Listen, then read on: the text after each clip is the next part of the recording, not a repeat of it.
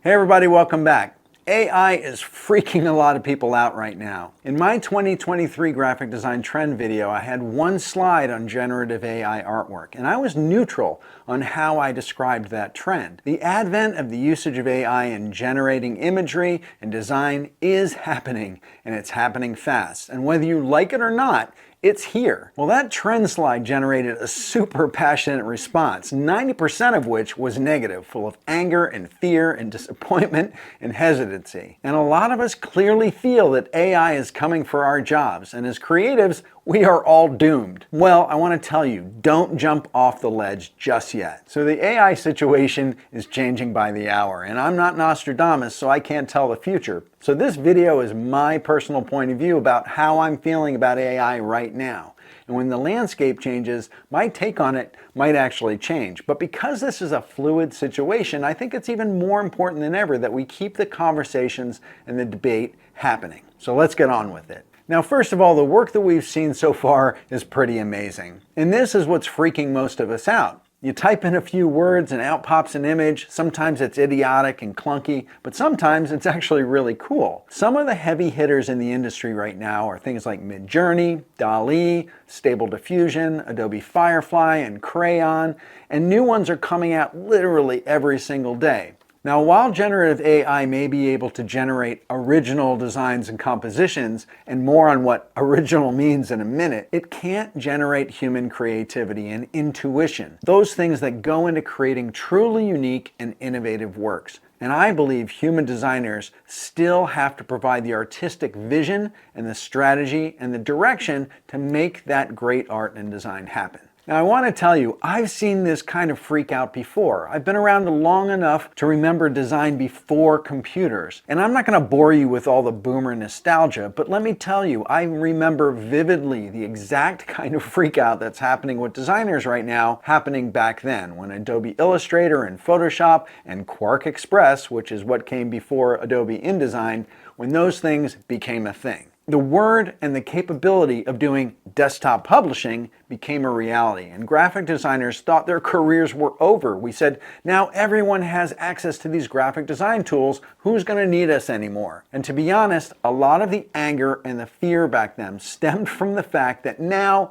we had to learn how to use these new tools. What a pain in the butt. Who wants to have to learn new things? But I want you to listen up. Tools don't make you a great designer. As we found out when the world got their hands on Microsoft Paint back in the day, non-designers can create a whole lot of really horrible stuff. And guess what? They realized that graphic design is actually really hard to do. Sure, your dad can make some horrible eye-bleeding poster for the family yard sale, but the graphic design industry did not come to an end. Then, graphic designers learned how to use the tools. Our work got better, it got faster. We could do more complex stuff. Super labor-intensive techniques that would have taken forever got really easy. The same thing happened later with web design. Apps were introduced that made it easier to do. It used to be super labor-intensive, coding, the whole bit. But did the profession die? No. There are more web designers now than there ever have been. Now, because everyone loves a chart, I've summed all this up in a really cool Venn diagram. On one side, we're amazed. This generative AI stuff is totally amazing. We think it can do anything.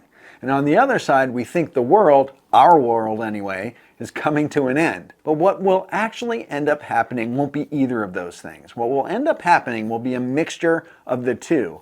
Our industry, yes, is going to change. We will need to change with it, learning new tools and figuring out how to incorporate them. Now, I believe that your job is actually safe. The fear that these tools will automate creative jobs and lead to a decrease in the demand for creative services, ultimately leading to the loss of your job or a reduction in pay, I think are wrong. There are also concerns that the use of AI in creative fields will lead to the loss of human creativity and unique artistic expression, but I call BS on that. In reality, I believe that AI algorithms will ultimately increase the range of creative options available to designers and creatives. And I believe that it's important for creatives to embrace these tools and learn how to leverage them in their work rather than fear them. Now, don't take this as some blanket endorsement of AI as being fantastic fantastic and God's gift to the world and positive, because it's not, and let me explain why. Now, there are a lot of problems with how AI design is being accomplished right now. First, you have to understand how generative AI actually works. The majority of generative AI engines like Midjourney and landslide and Stable Diffusion don't create images by magic. They need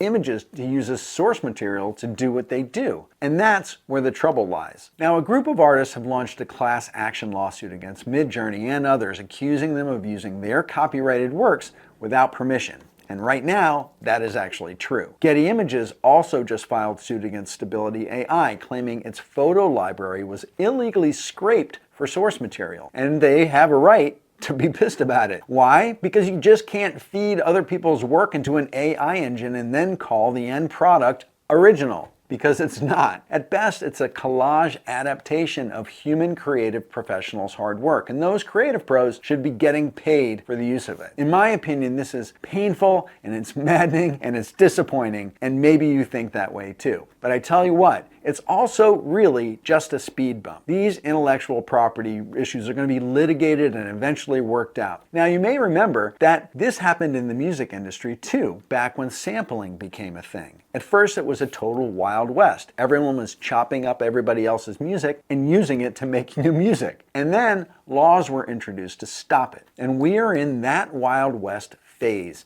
in generative AI right now. Now, AI in the creative industry started in illustration and in imagery, but it's coming for graphic design right now. And it's not like template design is a new thing. Sure, designers are still hurting from the introduction of Canva and Adobe Spark that put design tools into the hands of the masses. But template design, in my opinion, looks like template design. And have all the designers now lost their jobs? No, those apps have been out for a while, and the last time I checked, millions of designers still had their job. Now, yes, AI is going to infiltrate graphic design in ever-increasing ways, but we need to stop and take a breath and look at them for what they are right now, which is new tools. And yes, that means we are going to have to learn new things. But those new tools are also going to bring us new creative capabilities that we haven't even conceived of yet, just like Photoshop did back in the day and is still doing right now. Now, I want to take a quick break and tell you about a really cool group I just started. It's a private Facebook group, and it's called Brand Design Masters. It's a great community of entrepreneurs and creative professionals who are networking and getting feedback and sharing news and resources and trends with each other.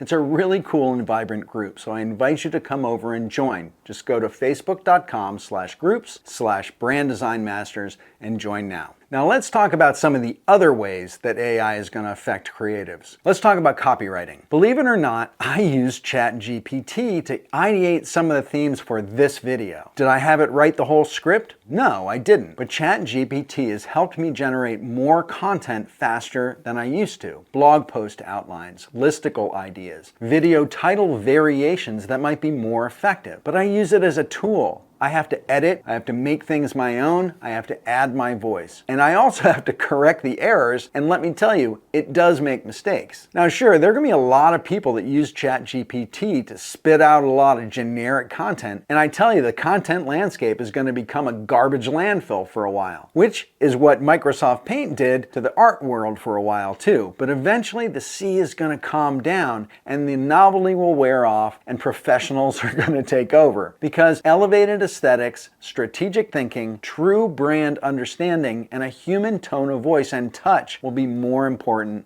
than ever. Now let's talk about personalized content creation. Personalized content creation, made possible by AI, is a powerful tool for marketers, actually, who are always looking to build deeper and stronger relationships with their consumers. With AI-powered content creation tools, we're going to be able to create content that speaks directly to our audience's preferences and their interests. AI is going to be able to leverage data and demographics and insights and attitudes more reliably, because it's going to be drawing off a vastly larger data set to make its decision than we ever could humanly access on our own. And this type of hyper-personalized content is going to be more likely to resonate with customers and drive engagement, and ultimately drive loyalty and drive sales. Now let's talk a moment about natural language processing. Now, a lot of creatives are really great copywriters, but then a lot of us aren't. This is another area that might be able to help you do better work than you are right now. natural language processing allows machines to understand and interpret human language, and enabling AI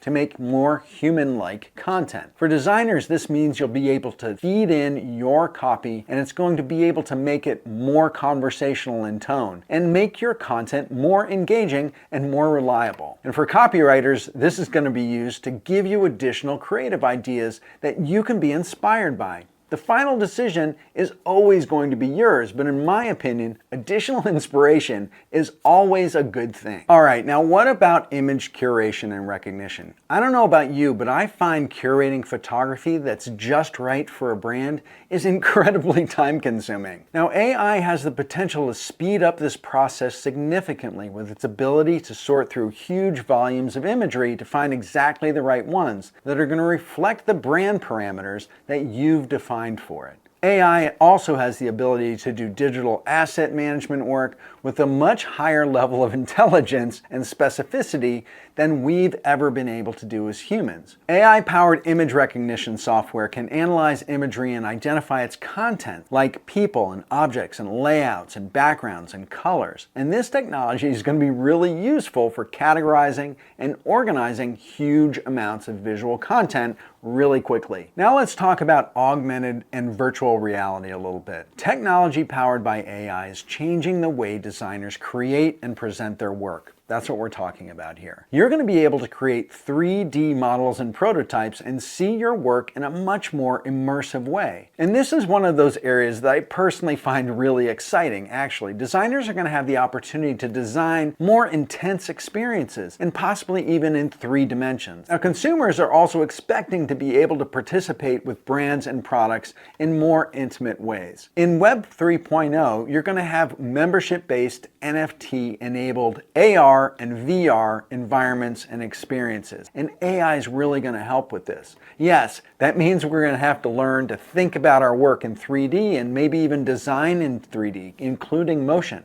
But you have to remember, change is a constant, and continuous learning is required to stay relevant in any career. So look, AI is here, like it or not. Sure, be pissed. Change sucks sometimes, but change also always brings new opportunities that you might never have conceived of. It's transforming the creative profession, and it's going to offer us new and exciting opportunities for designers and writers and marketers if you choose to accept the challenge. Now, you may be worrying that AI is going to replace human creativity, but the reality is that it can enhance it, and it can help you work more effectively, create better, more inventive designs and content, and make more informed decisions. The key is you want to embrace AI as a tool that can improve your creativity and your productivity rather than seeing it as a threat to your career, even though that's really hard to do right now. So now, after watching this, if you're still really freaked out and thinking that AI is going to destroy the design industry and that your career is doomed,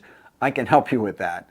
I offer career and business coaching for creative professionals, so I want you to reach out to me and let's build a plan to get you back on track. Just go to philipvandusen.com/one-on-one and schedule a session with me today. And if you're thinking about it, hit that subscribe button, make sure to bang that notifications bell so you can see my videos when I post something new or when I go live. And with that, thanks again for watching, and bye for now.